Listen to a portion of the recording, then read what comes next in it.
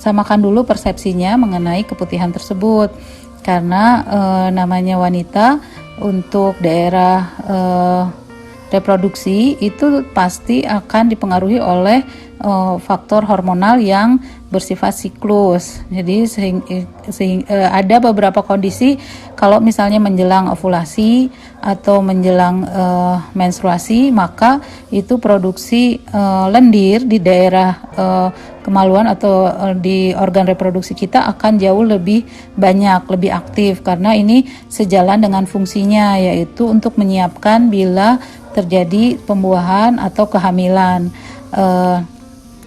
Jadi coba diperhatikan lagi apakah keputihannya itu bersifat siklus, karena atau sepanjang bulan setiap hari itu pasti keputihan. Artinya keputihan itu artinya jumlah lendir yang berlebihan, kemudian berbau, dan ada gatal yang sangat hebat. Nah, itu adalah sesuatu keputihan yang kita sebut keputihan yang abnormal.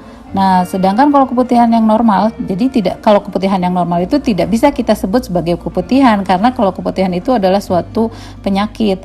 Jadi kalau misalnya lendirnya itu normal, produksi lendir itu normal, itu akan sesuai dengan siklus. Jadi dengan siklus menstruasi.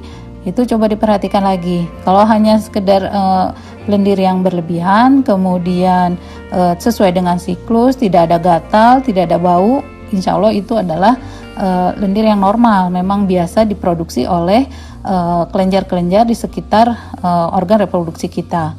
Nah, kalau yang abnormal atau keputihan itu biasanya disertai dengan bau, gatal, dan tidak terkait dengan siklus menstruasi. Nah, sekarang apakah ciri kanker serviks? Kalau ciri kanker serviks itu memang biasanya ada yang diawali dengan keputihan yang abnormal seperti tadi, tapi sifatnya itu sangat banyak dan berbau. Yang kedua terutama adalah adanya kontak bleeding. Jadi setiap kali selesai berhubungan itu ada bercak darah. Itu secara yang bisa kita lihat dari luar. Nah, kalau untuk memastikannya, maka apakah itu ada kondisi-kondisi ke arah kanker serviks atau tidak, maka kita harus melakukan pemeriksaan pap smear yang seharusnya rutin dilaksanakan untuk yang sudah aktif berhubungan itu minimal 1 tahun sekali. Dari pap smear itu, pemeriksaan pap smear itu bisa terlihat apakah radangnya adalah radang normal ataukah ada infeksi ataukah mengarah ke suatu keganasan.